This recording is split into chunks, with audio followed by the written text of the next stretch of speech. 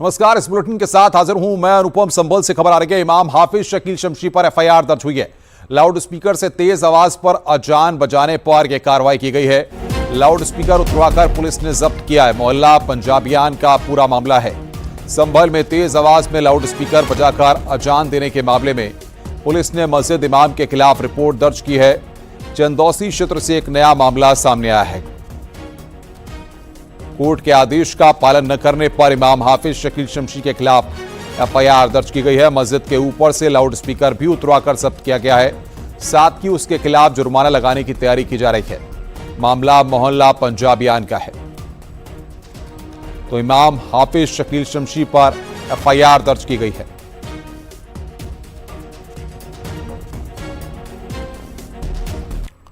अलीगढ़ में भारतीय जनता पार्टी की मुस्लिम महिला नेता ने एएमयू कैंपस में मंदिर बनवाने की मांग की है। कहा है कि जिस तरीके से एएमयू कैंपस में मुस्लिम छात्रों के लिए और हॉस्टल में मस्जिद बनी हुई है, वैसे ही हिंदू छात्रों के लिए मंदिर बनाना चाहिए। मंदिर में सभी देवी देवताओं की मूर्ति भी होनी चाहिए। रूपी आसिफ खान जल्द ही मंदिर बनवाने की मांग को लेकर प्रधानमंत्री नरेंद्र मोदी और मुख्यमंत्री योगी आदित्यनाथ को पत्र लिखेंगी।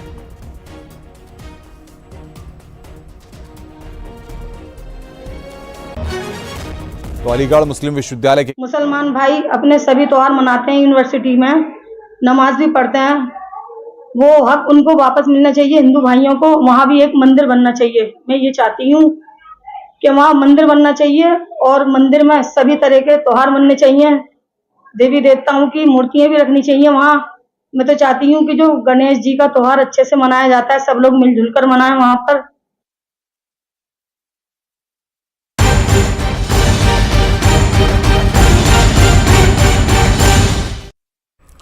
दिल्ली में सीएम योगी ने आज पीएम मोदी से मुलाकात की। पीएम आवास पर हुई मीटिंग करीब 1 घंटे तक चली। इस दौरान सीएम योगी ने पीएम मोदी को महाकुंभ के सफल आयोजन की रिपोर्ट सौंपी। वहीं दोनों के बीच यूपी मंत्रिमंडल के विस्तार और संगठन समेत कई अहम मुद्दों पर भी चर्चा हुई। देखिए रिपोर्ट।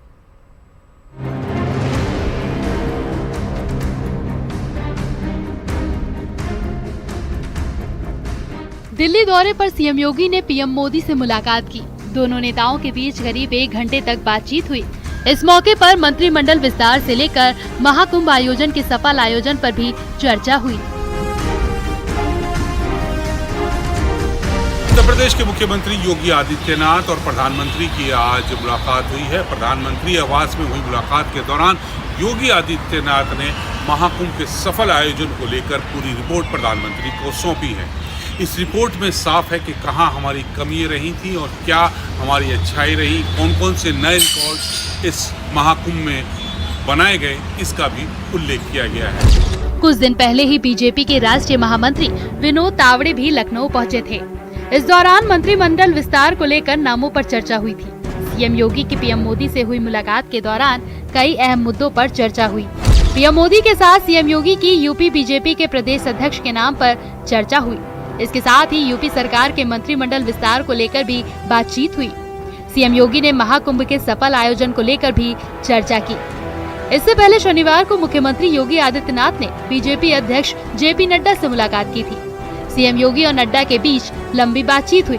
इस दौरान दोनों नेताओं के बीच यूपी बीजेपी के प्रदेश अध्यक्ष के नाम पर चर्चा हुई और मंत्रिमंडल विस्तार को लेकर भी बातचीत हुई। इससे पहले सीएम योगी ने बीजेपी अध्यक्ष जेपी नड्डा से मुलाकात की थी।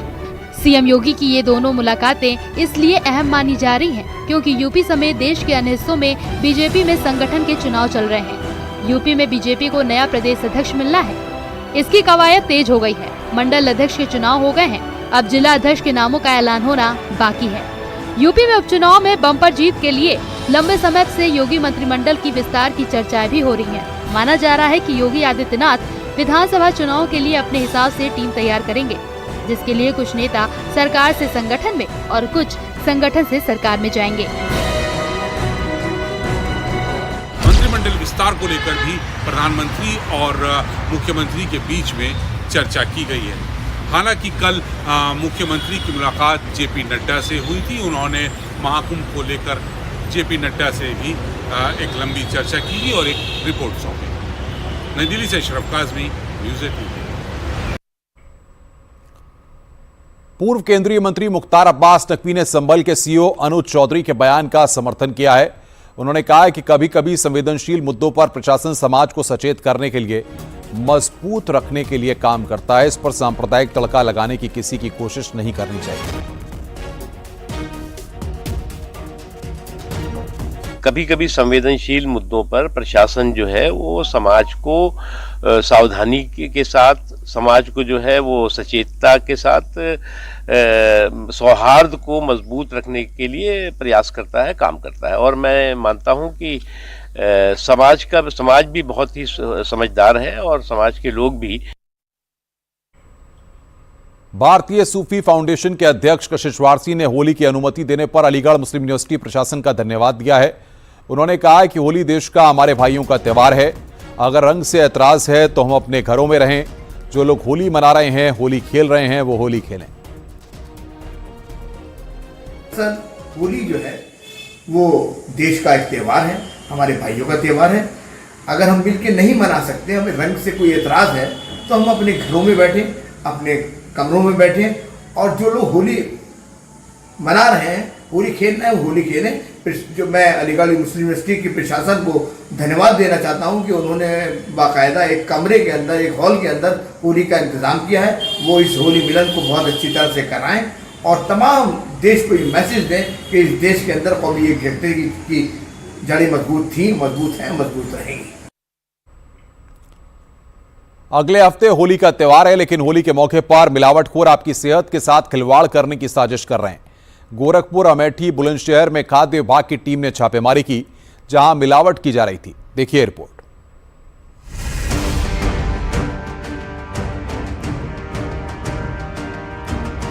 होली का त्योहार एकदम नजदीक है और इससे पहले बाजार में मिलावटखोरी की घटनाएं बढ़ने लगी हैं। खाद्य विभाग की टीम लगातार छापेमारियां कर रही है। गोरखपुर में खाद्य विभाग की टीम ने एक फैक्ट्री में छापा मारा, जहां पर खाने के सामान में मिलावटखोरी की शिकायत मिली थी। आरोप है कि इनमें केमिकल का भी इस्तेमाल किया जा रहा था। कचरी की फैक्ट्री है, कचरी और पापड़ बनाते हैं ये लोग। हम लोगों ने इसके पहले भी कार्रवाई की थी, तो वहाँ से ये सूचना मिली थी कि यहाँ भी जो कचरी का निर्माण हो रहा है। और ये ताखाना है, फैक्ट्री में 2-3 ताखाने हैं और उसके नीचे जो है मैदा और रंग से मिला के ये तैयार किया जा रहा है। काफ़ी हानिकारक रसायन भी हैं, जैसे सोडा है और ब्लीचिंग पाउडर है और बाकी सारी चीज़ें हैं। जो रिफाइन मिले हैं वो भी लगभग 3 साल पुराने हैं। मसाले और बाकी चीज़ें सब एक्सपायर हैं। तो इस आधार पे जांच करके नमूना लेके और कार्रवाई की। आरोप यह है कि जीरे में मिट्टी, झाड़ू के छोटे छोटे टुकड़े और सौंफ मिलाया गया था। ब्रांडेड पैकेट में खराब किस्म के बादाम की पैकिंग की गई थी। वहीं खाने के सामानों में प्रतिबंधित रंगों का इस्तेमाल किया जा रहा था। जो नमकीन और कचरी है उसमें किसी भी तरीके का रंग का प्रयोग, चाहे वो खाने का हो चाहे वो बिना खाने का हो, प्रतिबंधित कर दिया गया है सरकार के द्वारा। तो इसका मिलाना जो है वो सेहत के लिए हानिकारक है, इसलिए इसको बंद करा दिया गया है। और सभी से ये अपील की जाती है कि इस तरीके की चीज़ें जो है ना बेचें ना खाएं। कहा जा रहा है कि फैक्ट्री 10 सालों से चल रही थी। इसका अंदाजा इस बात से लगाया जा सकता है कि मिलावट का काम काफी सालों से चल रहा था। वहीं साफ सफाई का भी ध्यान नहीं रखा गया है, जिससे लोगों की सेहत के साथ खिलवाड़ हो रहा था।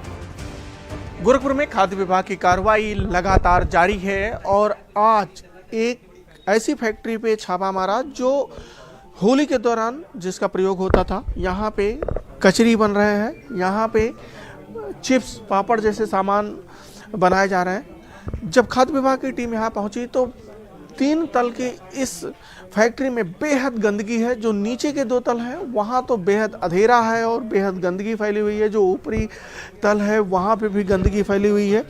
यहाँ पे जो मिलावटी रंग मिले वो बेहद खतरनाक है। साथ ही जो रिफाइन यहाँ पे मिली है, जो डालडा मिला है, वो 2 साल पुराना है। यानी कि यहाँ पे जितना भी सामान बन रहा है वो बेहद खतरनाक है। अगर वो आपके शरीर के अंदर जाएगा तो जरूर नुकसान करेगा। अमेठी में होली को लेकर खाद्य विभाग पूरी तरह से एक्टिव मोड में है। होली को देखते हुए खाद्य सुरक्षा अधिकारियों की टीम का गठन किया गया है। खाद्य विभाग की टीम ने फुर्सतगंज में खोया पनीर निर्माण इकाई में छापा मारा। यहाँ पर रायबरेली से एक वैन में पनीर को सप्लाई करके लाया गया था। टीम ने दूध के 2 और खोया और पनीर का एक नमूना लिया। वहीं उतेलवा इंडस्ट्रियल एरिया में छापेमारी करके कचरी बनाने वाली फैक्ट्री पर भी छापा मारा गया। 38 बोरियों को जब्त किया गया। अब तक छापेमारी में 14 नमूने लिए जा चुके हैं। होली को देखते हुए दूध, खोया, पनीर के साथ साथ मिठाई, कचरी, नमकीन पर भी खाद्य विभाग कड़ी नजर रख रहा है। वहीं बुलंदशहर में खाद्य विभाग की टीम ने एक नमकीन के गोदाम पर छापा मारा। गोदाम में काफी गंदगी पाई गई। विभाग ने रिफाइंड तेल, दाल, बेसन समेत 7 नमूने लिए। रिफाइंड तेल के टीनों पर 2-2 लेबल लगे हुए थे। इन पर न तो मैन्युफैक्चरिंग डेट थी और न ही एक्सपायरी डेट, जिससे अंदाजा लगाना मुश्किल नहीं है कि ये स्वास्थ्य के लिए कितने हानिकारक हो सकते थे। बाद में खाद्य विभाग ने नमूनों की जांच के लिए प्रयोगशाला में भेज दिया। Bureau report, news 18।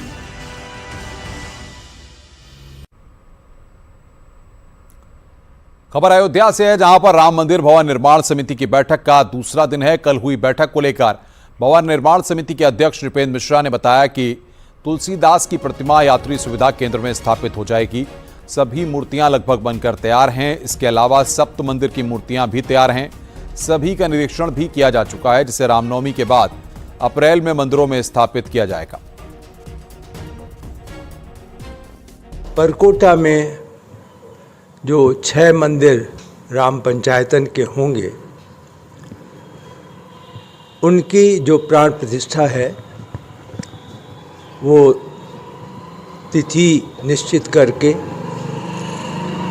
उन्हें एक साथ ही उनकी प्राण प्रतिष्ठा का कार्यक्रम एक दिन का किया जाएगा। और जहाँ तक राम दरबार है, उसे भी एक दिन के प्राण प्रतिष्ठा के बाद स्थापित कर दिया जाएगा। अमेरिका में स्वामी नारायण मंदिर पर हुए हमले की विदेश मंत्रालय ने कड़े शब्दों में निंदा की है। विदेश मंत्रालय की तरफ से जारी बयान में कहा गया है कि स्थानीय पुलिस प्रशासन जिम्मेदार लोगों पर सख्त कार्रवाई करे और सभी पूजा स्थलों की सुरक्षा सुनिश्चित की जाए। दरअसल अमेरिका में खालिस्तान समर्थकों ने एक बार फिर हिंदू मंदिर को निशाना बनाया है। दक्षिणी कैलिफोर्निया के सबसे बड़े हिंदू मंदिरों में से एक स्वामी नारायण मंदिर की दीवारों पर भारत विरोधी संदेश लिखे गए हैं।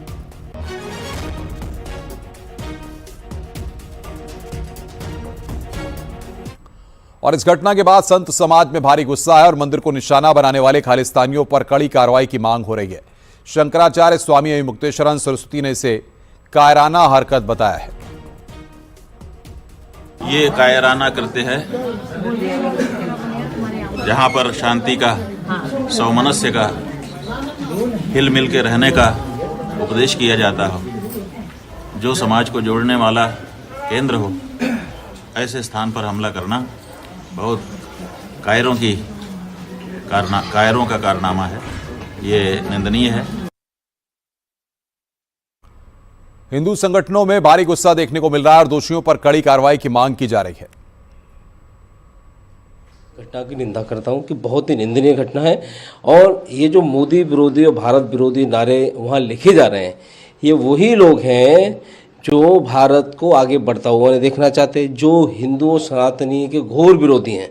और मैं यहाँ अमेरिका की सरकार से और डोनाल्ड ट्रंप से मांग करता हूँ कि जो भी इस घटना के पीछे हैं उन्हें जल्द से जल्द अरेस्ट करें और जेल भेजें।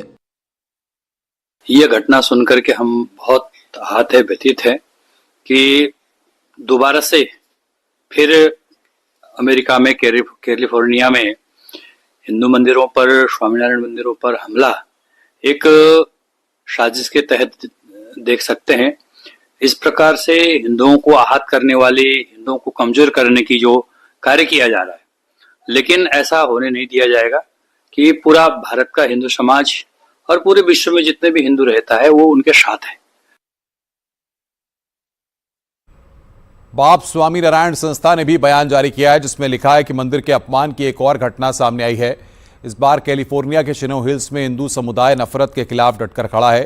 चिनो हिल्स और दक्षिण कैलिफोर्निया के समुदाय के साथ मिलकर हम कभी भी नफरत को जड़ नहीं जमाने देंगे। हमारी साझा मानवता और आस्था यह सुनिश्चित करेगी कि शांति और करुणा बनी रहे।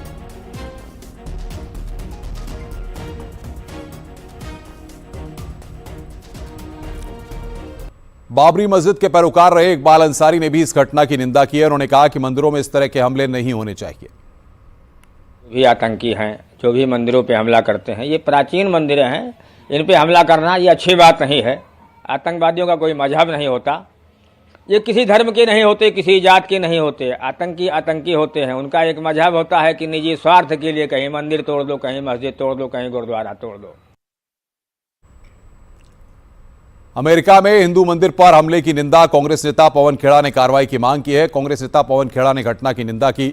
घृणा का ऐसा कृत्य स्वीकार नहीं है। पवन खेड़ा ने कहा कि सभ्य समाज में इनकी कोई जगह नहीं है। कांग्रेस ने सर्वधर्म समप्रभाव के सिद्धांत को कायम रखा है। पूजा स्थलों की रक्षा की जानी चाहिए।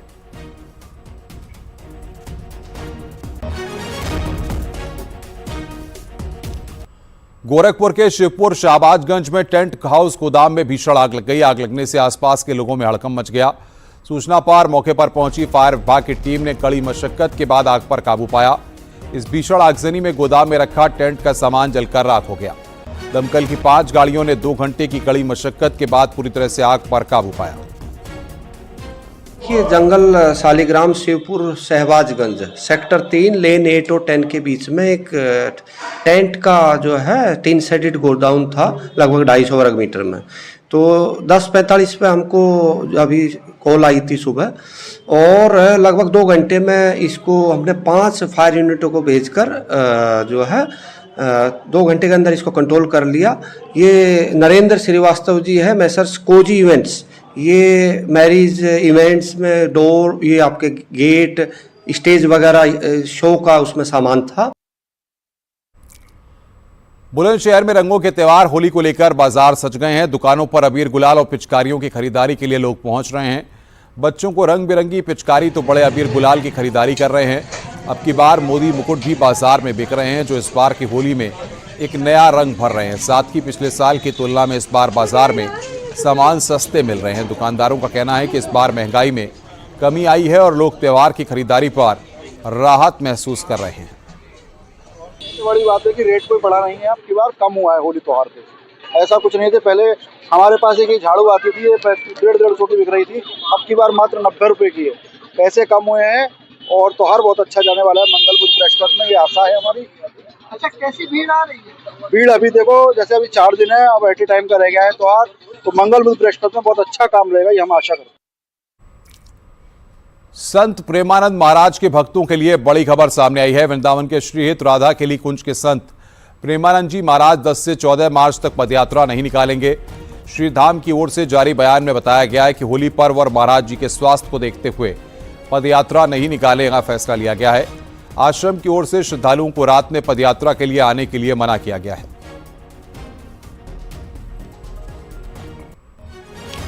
अयोध्या में मां कामाख्या धाम महोत्सव के चौथे दिन दंगल का आयोजन किया गया। दंगल का उद्घाटन बीजेपी के पूर्व सांसद और कुश्ती संघ के पूर्व राष्ट्रीय अध्यक्ष ब्रजभूषण शरण ने किया।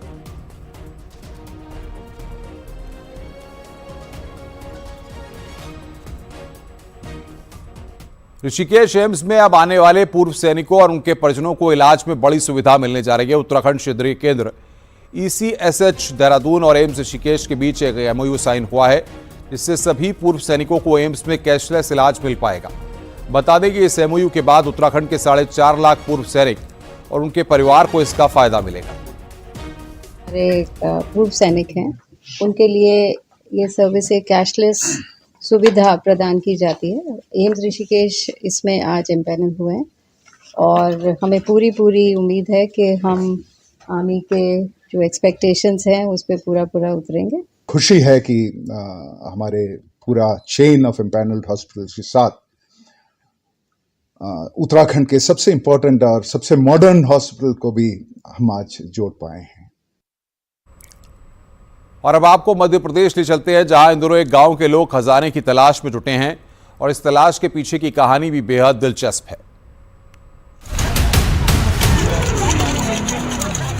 पूरा गांव मिशन मोड में लगा हुआ है, चारों तरफ अंधेरा, मगर टॉर्च के जुगाड़ से ही रोशनी बिखरी पड़ी है और इसी धुंधलाहट में हाईटेक औजारों और मेटल डिटेक्टर के साथ हर शख्स इंजीनियर नजर आता है। शिद्दत तो ऐसी कि मानो कोई खजाना खोज ही निकालेंगे। लोगों की पहचान और मेहनत का मकसद बताएं। लेकिन उससे पहले इस इलाके का इतिहास और मौजूदा पता आपको बताते हैं, क्योंकि इसी कनेक्शन से आज की इस मशक्कत का असल मकसद समझना आसान हो जाएगा। हम शोर नहीं करते, सीधा शिकार करते हैं।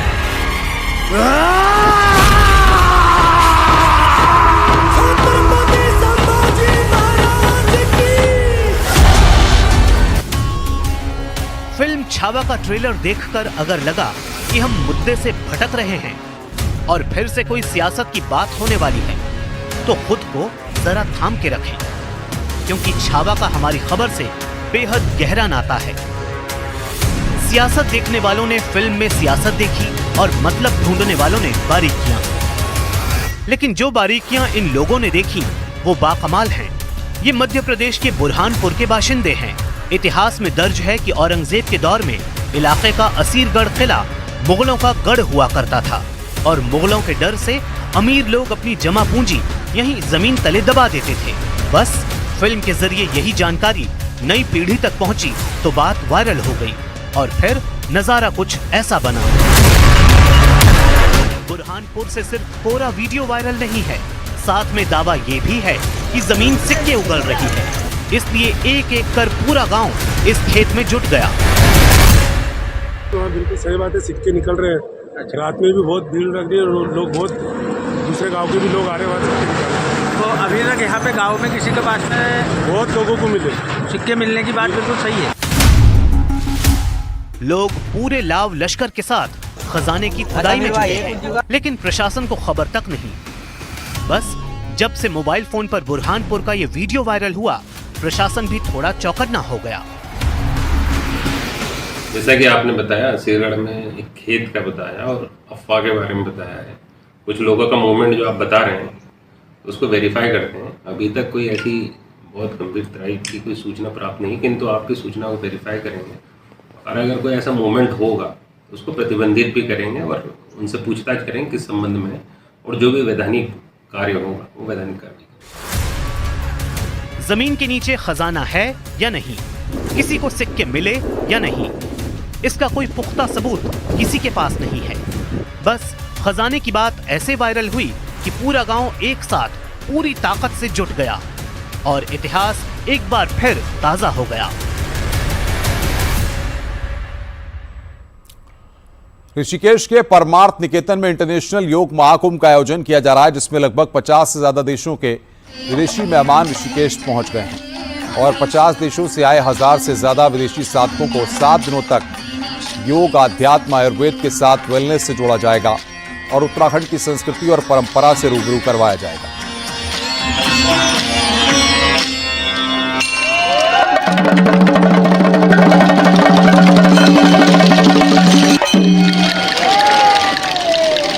इंटरनेशनल योग फेस्टिवल, जिसमें पूरा विश्व के लोग साथ में आ रहे हैं, साथ में योग करेंगे, ध्यान करेंगे, फिलॉसफी सीखेंगे, अपनी सनातन संस्कृति सीखेंगे, योग फिलॉसफी सीखेंगे। भारतीय टीम के क्रिकेटर रिंकू सिंह नैनीताल पहुंचे हैं। नैनीताल में वो कैची धाम के दर्शन के लिए आए हुए हैं। शाम के वक्त नैनीताल पहुंचे रिंकू सिंह सरोवर नदी का आनंद लेने पहुंचे हैं। हालांकि इस दौरान उनके प्रशंसकों ने उनको घेरे रखा और अपने स्टार के साथ सेल्फी भी ली। नैनीताल पहुंचे रिंकू सिंह ने कैमरे पर भले ही कुछ कहने से मना कर दिया, लेकिन उन्होंने ऑफ कैमरा कहा कि कैंची के बाबा नीम करौरी पर उनकी आस्था है और जब वक्त मिलता है तो बाबा के दर्शन के लिए जरूर आते हैं। ठीक है भैया,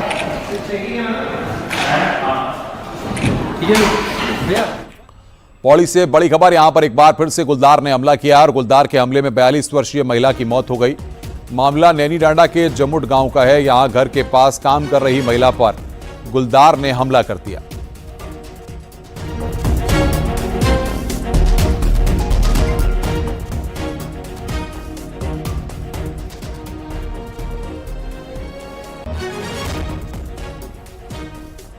तो गुलदार के हमले में महिला की मौत हुई है, ये हम आपको बता रहे हैं।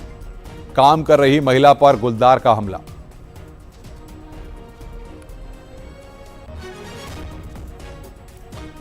कानपुर में राज्य कर विभाग के अपर आयुक्त की टीम ने कानपुर सेंट्रल स्टेशन पर छापा मारा। श्रम शक्ति एक्सप्रेस ट्रेन में बिना कागजात के माल आने की सूचना पर टीम ने छापेमारी की। इस दौरान कई लोग माल छोड़कर फरार हो गए। टीम ने मोबाइल, एक्सेसरीज, क्रॉकरी और हार्डवेयर समेत कई सामान जब्त किया है। फिलहाल टीम पूरे मामले की जांच कर रही है।